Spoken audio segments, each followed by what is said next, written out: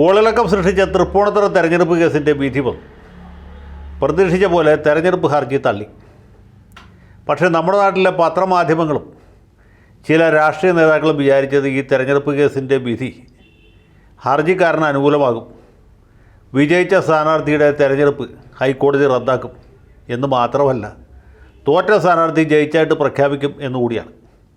അങ്ങനെ വലിയ പ്രതീക്ഷകളുടെ ഒരു തിരത്തള്ളൽ തന്നെ ഇന്ന് രാവിലെ മുതൽക്ക് ഉണ്ടായിരുന്നു. എനിക്ക് അപ്പോൾ തന്നെ അറിയാമായിരുന്നു ഇത് ഏത് ദിശയിലാണ് പോകുന്നത്, ഏത് രീതിയിലുള്ള വിധിയാണ് ഉണ്ടാകാൻ പോകുന്നത് എന്ന്. അതിൻ്റെ കാരണം എന്താ വെച്ചാൽ എനിക്ക് പ്രവചനപരമുള്ളതുകൊണ്ടല്ല. ഈ തെരഞ്ഞെടുപ്പ് കേസുകൾ നടത്തി വിജയിപ്പിക്കുക എന്ന് പറയുന്നത് അത്രയും ദുഷ്കരമായിട്ടുള്ള ഒരു കാര്യമാണ്. ഒരു കൊലപാതക കേസ് നടത്തി പ്രതിയെ ശിക്ഷിച്ചാൽ പോരാ, പ്രതിക്ക് തൂക്കുകയർ വാങ്ങിക്കൊടുക്കുന്ന രീതിയിലുള്ള തെളിവ് നമ്മൾ തെരഞ്ഞെടുപ്പ് കേസിൽ ഹർജിക്കാരന് വേണ്ടി ഹാജരാക്കണം. അതായത് ഈ കേസിൽ എതിർകക്ഷിയായിരിക്കുന്ന ആ തിരഞ്ഞെടുക്കപ്പെട്ട സ്ഥാനാർത്ഥി, അത് ആര് തന്നെ ആയിക്കോട്ടെ, അയാൾ തെരഞ്ഞെടുപ്പ് അഴിമതി കാണിച്ചു എന്ന് സംശയാതീതമായി തെളിയിക്കണം. ഊഹത്തിൻ്റെയോ അല്ലെങ്കിൽ ഉപൂഹത്തിൻ്റെയോ അടിസ്ഥാനത്തിൽ തീരുമാനിച്ച പോരാ. സിവിൽ കേസിലെ തെളിവിൻ്റെ സ്വഭാവമല്ല, ക്രിമിനൽ കേസിലെ തെളിവിൻ്റെ സ്വഭാവമല്ല, അതിനേക്കാൾ കൂടിയ രീതിയിലുള്ള, അതിനേക്കാൾ വിശ്വാസയോഗ്യമായ തെളിവുകൾ ഹാജരാക്കണം.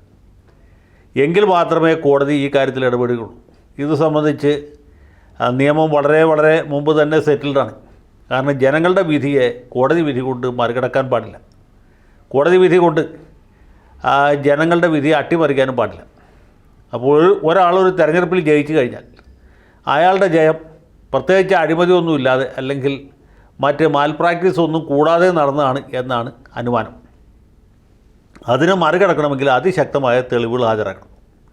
അത് അത്ര എളുപ്പമുള്ള കാര്യമല്ല.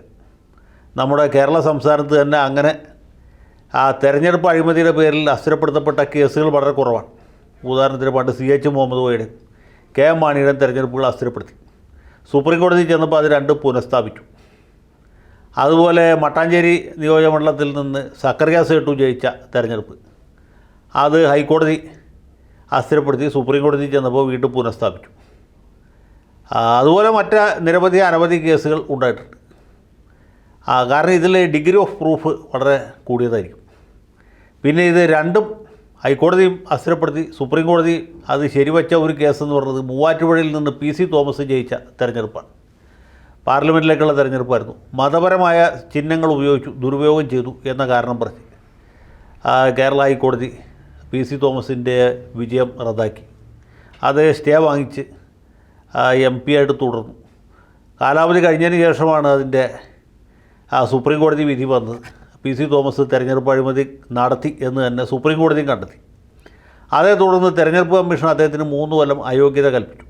അത് വളരെ അത്യപൂർവമായ ഒരു സംഭവമാണ്.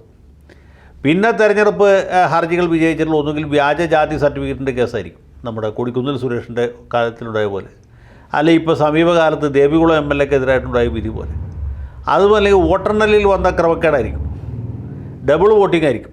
അതൊക്കെ താരതമ്യേന നിസ്സാരമാണ്. നിസ്സാരമല്ല, താരതമ്യേന എളുപ്പമുള്ള കേസുകളാണ്.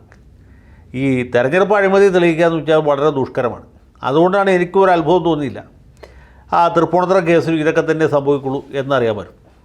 ഏതായാലും ഞാനും കൂടി ആ കോടതിയിൽ ഇരിക്കുമ്പോഴാണ് ജസ്റ്റിസ് അജിത് കുമാർ ഇതിൻ്റെ വിധി പറഞ്ഞത്. ഞാനപ്പോൾ ആ കോർട്ട് ഓഫീസറുടെ അടുത്ത് നിന്ന് വിധിപ്പകർപ്പ് മേടിച്ച് വായിച്ചു നോക്കി. അപ്പോൾ കാര്യം വളരെ പെട്ടെന്ന് മനസ്സിലായി. കാരണം എന്ന് വെച്ചാൽ ഇതിൽ K. ബാബുവിനെതിരായിട്ട് ഉന്നയിച്ചിരുന്ന, അല്ലെങ്കിൽ ഇവർ തെളിയിക്കാൻ ശ്രമിച്ച ആരോപണം, ഒരേ ഒരു ആരോപണമേ ഉള്ളൂ. അത് ഇദ്ദേഹം അയ്യപ്പൻ്റെ പേരിൽ വോട്ട് തേടി എന്നുള്ളതാണ്. അയ്യപ്പനൊരു വോട്ട് എന്ന് പറഞ്ഞ് ഒരു പ്രചരണം അഴിച്ചു വിട്ടു. അതിൻ്റെ പേരിൽ സ്ലിപ്പ് വിതരണം ചെയ്തു എന്നുള്ളതാണ്. അയ്യപ്പന് ഒരു വോട്ട് എന്ന് പറഞ്ഞാൽ കോടതി ചോദിക്കുന്ന ചോദ്യം, അയ്യപ്പൻ എന്നുള്ളത് ഒരു വളരെ കോമൺ ആയിട്ടുള്ളൊരു പേരാണ്. അത് അയ്യപ്പൻ നായരുണ്ട്, അയ്യപ്പൻ പിള്ളയുണ്ട്, വെറും അയ്യപ്പനുണ്ട്, അങ്ങനെ പല അയ്യപ്പന്മാരുമുണ്ട്. അയ്യപ്പൻ എന്ന് പറഞ്ഞാൽ ശബരിമല ധർമ്മശാസ്ത്രമാണ് എന്ന് ഒരു സ്ഥലത്തും ആ രീതിയിൽ തെളിയിക്കപ്പെട്ടിട്ടില്ല. അതുകൊണ്ട് അയ്യപ്പനൊരു വോട്ട് എന്ന് പറഞ്ഞാൽ കൃഷ്ണൻകുട്ടിക്ക് ഒരു വോട്ട് എന്ന് പറയുന്ന പോലെ ഉള്ളൂ, അല്ലെങ്കിൽ സാമൂഹലിന് ഒരു വോട്ട്, അതുമല്ലെങ്കിൽ ഷുക്കൂറിന് ഒരു വോട്ട്, സത്താറിന് ഒരു വോട്ട് എന്നൊക്കെ പറയുന്ന പോലെ കണക്കാക്കിയാൽ മതി. അതിനപ്പുറത്തേക്ക് ഒരു പ്രാധാന്യം കൊടുക്കേണ്ടതില്ല. ഒന്ന്. രണ്ടാമത്, ശബരിമല അയ്യപ്പൻ്റെ ചിത്രം വച്ച് ഒരു സ്ലിപ്പ് വിതരണം ചെയ്തുവെങ്കിൽ അതിന് വിശ്വാസയോഗ്യമായ തെളിവുകളുണ്ടോ എന്നുള്ളതാണ്. അപ്പോൾ ഈ കേസിലെ ഹർജിക്കാരൻ സഖാവ് എം സ്വരാജ് 4 സാക്ഷികളെ ഹാജരാക്കി എന്നാണ് ഹൈക്കോടതി വിധി കൊണ്ട് കാണുന്നത്. അത് 2 മുതൽക്ക് 5 വരെ സാക്ഷികൾ. ഇവരുടെ മൊഴികൾ വിശ്വാസയോഗ്യമാണോ? കോടതി പറയുന്നത് ഇവരുടെ മൊഴി ഒട്ടും വിശ്വാസയോഗ്യമല്ല. ഇവരെല്ലാവരും തന്നെ CPM പ്രവർത്തകരാണ്. CPM പ്രവർത്തകരല്ല എന്നവർ പറയുന്നുണ്ടെങ്കിലും തെളിവുകൾ വച്ച് നോക്കുമ്പോൾ ഇവർ CPM പ്രവർത്തകരാണ് എന്ന് മാത്രമല്ല ഒരു സാക്ഷി DYFIയുടെ ഒരു ഭാരവാഹിയും കൂടിയാണ്. ഈ സാക്ഷികൾ ഓരോരുത്തരും കോടതിയിൽ മൊഴി കൊടുത്തപ്പോൾ എതിർഭാഗം വക്കീൽ അതായത് കെ ബാബുവിൻ്റെ അഭിഭാഷകൻ ചോദിക്കുന്നുണ്ട്, താങ്കൾ CPM പ്രവർത്തകനല്ലേ, CPM അനുഭാവിയല്ലേ എന്ന് ചോദിക്കുമ്പോൾ ഞങ്ങൾക്ക് CPMമായിട്ട് ഒരു ബന്ധവുമില്ല, പ്രത്യേകിച്ച് രാഷ്ട്രീയമൊന്നുമില്ല എന്നാണ് ഈ സാക്ഷികളൊക്കെ പറഞ്ഞത്. ഒരാൾ ഞാൻ അയ്യപ്പ ഭക്തനാണ് എന്നുകൂടി പറഞ്ഞു. പക്ഷേ ഇവരുടെ എല്ലാവരുടെയും ഫേസ്ബുക്കിലെ പേജുകൾ ഇവിടെ ഹാജരാക്കി, കോടതിയിൽ ഹാജരാക്കി, അത് വെച്ച് കൺഫ്രണ്ട് ചെയ്തു. അപ്പോൾ അവർ ഇത് എൻ്റെ ഫേസ്ബുക്ക് പേജല്ല, എൻ്റെ ഫോട്ടോ അല്ല, ഈ പേര് എൻ്റെ പേരുമായിട്ട് സാദൃശ്യമുള്ളതാണ് എന്നൊക്കെ ഈ ഒഴികഴിവ് പറയുന്ന രീതിയിലുള്ള മൊഴികളാണ് കൊടുത്തത്. അത് ഈ ജഡ്ജി വെറും പൊട്ടനൊന്നുമല്ലല്ലോ, പുള്ളി ഇതുപോലെ എത്ര സാക്ഷികളെ കണ്ട ആളാണ്. അപ്പോൾ അദ്ദേഹത്തിന് വളരെ പെട്ടെന്ന് മനസ്സിലായി ഇവരൊക്കെ തന്നെ ഉടായിപ്പ് സാക്ഷികളാണ്, പാർട്ടി സഖാക്കൾ, കാലത്ത് കുളിച്ച് കുറിതൊക്കെ തൊട്ട് പരമഭാഗവതന്മാരായിട്ട് കോടതിയിൽ വന്ന് രാമായണം തൊട്ട് സത്യം പറയുന്നു എന്ന വ്യാജേന കള്ളം പറയുന്നവരാണ്. യഥാർത്ഥത്തിൽ ഇവരെല്ലാവരും തന്നെ CPMകാരാണ് എന്ന് മാത്രമല്ല ജനിച്ച പിന്നെ സത്യം പറയാത്തവരാണ് എന്നും കൂടി കോടതിക്ക് ബോധ്യമായി. ഇവരുടെ മൊഴിയുടെ അടിസ്ഥാനത്തിൽ ഒരു തെരഞ്ഞെടുപ്പ് അസ്ഥിരപ്പെടുത്തിയാൽ അത് വലിയൊരു തെറ്റായിരിക്കും എന്നുള്ളതുകൊണ്ട് കോടതി ഈ വിഷയത്തിൽ ഇടപെട്ടില്ല. തെരഞ്ഞെടുപ്പ് അസ്ഥിരപ്പെടുത്താൻ വേണ്ടത്ര കാരണങ്ങളില്ല എന്ന് കണ്ട് ഹർജി തള്ളുകയാണ് ചെയ്തത്. അപ്പോൾ ഇതിൽ അത്ഭുതകരമായിട്ടൊന്നുമില്ല. ഹൈക്കോടതിയിൽ വരുന്ന തെരഞ്ഞെടുപ്പ് അഴിമതി കേസുകളൊക്കെ ഏറെക്കുറെ ഇതുപോലെ ഇരിക്കും. ഇതിൻ്റെ അർത്ഥം കെ ബാബു തെരഞ്ഞെടുപ്പ് അഴിമതി നടത്തിയിട്ടില്ല എന്നോ അദ്ദേഹം മതത്തിൻ്റെ പേരിൽ അല്ലെങ്കിൽ ഈശ്വരവിശ്വാസത്തിൻ്റെ പേരിൽ വോട്ട് പിടിച്ചിട്ടില്ല എന്നോ അല്ല. അത് തെളിയിക്കുന്നതിൽ ഹർജിക്കാരനും അദ്ദേഹത്തിൻ്റെ സാക്ഷികളും അഭിഭാഷകനും പരാജയപ്പെട്ടു എന്ന് മാത്രമേ ഉള്ളൂ. അവർ പരാജയപ്പെട്ടതിൽ അത്ഭുതമൊന്നുമില്ല, കാരണം ഇതിൽ വിജയിക്കുക വളരെ ദുഷ്കരമാണ്. അതുകൊണ്ട് ഇപ്പോൾ ഇങ്ങനൊരു വിധി വന്നതിൽ അത്ഭുതപ്പെടാനൊന്നുമില്ല. പക്ഷേ ഈ തോറ്റ MLAയുടെ പ്രതികരണം എന്നെ ഞെട്ടിച്ചു. അദ്ദേഹം പറയുന്നത് ഇത് നീതിന്യായ വ്യവസ്ഥയോടുള്ള വെല്ലുവിളിയാണ്, ജനാധിപത്യത്തിൻ്റെ പരാജയമാണ് എന്നൊക്കെയാണ്. ഈ കള്ളസാക്ഷികളുടെ മൊഴി കോടതി വിശ്വസിച്ചില്ല. ഇങ്ങനെ ഒരു സ്ലിപ്പ് തൃപ്പൂണിത്തുറ മണ്ഡലത്തിൽ ഈ DYFIക്കാർക്കല്ലാതെ ആർക്കും കിട്ടിയിട്ടില്ല. അതാണ് അതിൽ ഏറ്റവും വലിയ തമാശ. തൃപ്പൂണിത്തുറ മണ്ഡലത്തിൽ ഇങ്ങനെ ഒരു സ്ലിപ്പ് വേറെ ഒരാൾക്കും കിട്ടിയിട്ടില്ല. കോൺഗ്രസ്സുകാർക്ക് കിട്ടിയിട്ടില്ല, BJPക്കാർക്ക് കിട്ടിയിട്ടില്ല, പ്രത്യേകിച്ച് പാർട്ടിയൊന്നുമില്ലാത്ത ആളുകൾക്കും കിട്ടിയിട്ടില്ല. ഇത് ഈ ഹർജിക്കാരനോ അദ്ദേഹത്തിന് താല്പര്യമുള്ള ആരോ വ്യാജമായിട്ട് ഉണ്ടാക്കി കെ ബാബുവിൻ്റെ പെടലിക്ക് വെച്ച് കെട്ടാൻ ശ്രമിച്ച ഒരു സ്ലിപ്പ് മാത്രമാണ്. അത് കോടതിയിൽ കൊണ്ടുവന്നിട്ട് ഇങ്ങനെ ഒരു സ്ലിപ്പ് ഉണ്ടായിരുന്നു, അയ്യപ്പൻ്റെ പടം വെച്ചാൽ അയ്യപ്പൻ്റെ പേര് ഉപയോഗിച്ചാണ് ഇവർ തെരഞ്ഞെടുപ്പ് ജയിക്കാൻ ശ്രമിച്ചത് എന്ന് കോടതിയെ ബോധ്യപ്പെടുത്താനുള്ള ഒരു വിഫല ശ്രമമാണ് അവിടെ ഉണ്ടായത്. അത് കോടതി കൈയോടെ പിടിക്കുകയും ഈ സാക്ഷികളുടെ മൊഴി ഒരു കാരണവശാലും വിശ്വസിക്കാൻ നിവൃത്തിയില്ലെന്നും ഇവരെ പോലുള്ള സാക്ഷികളെ വിശ്വസിച്ച് ഒരു തെരഞ്ഞെടുപ്പ് അസ്ഥിരപ്പെടുത്തുന്നത് യഥാർത്ഥത്തിൽ ജനാധിപത്യത്തോടുള്ള വെല്ലുവിളിയായിരിക്കും എന്ന് അനവധി സുപ്രീം കോടതി വിധികൾ ഇതിനകത്ത് ജഡ്ജി സൈറ്റ് ചെയ്തിട്ടുണ്ട്.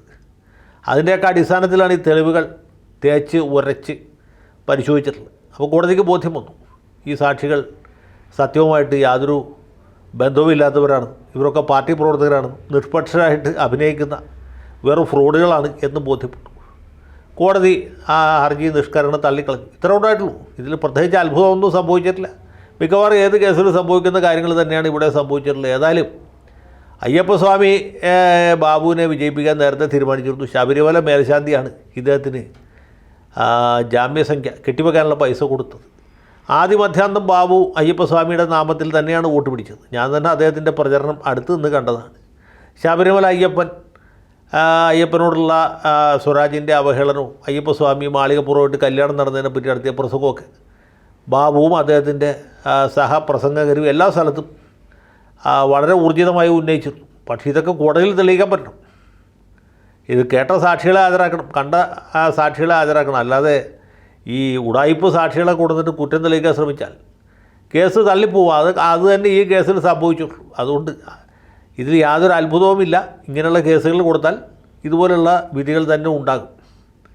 അതിന് നീതിന്യായ വ്യവസ്ഥയെ ജനാധിപത്യ സംവിധാനത്തെ കുറ്റം പറഞ്ഞിട്ട് യാതൊരു കാര്യമില്ല. കാരണം നിയമവ്യവസ്ഥ ആ രീതിയിലാണ്.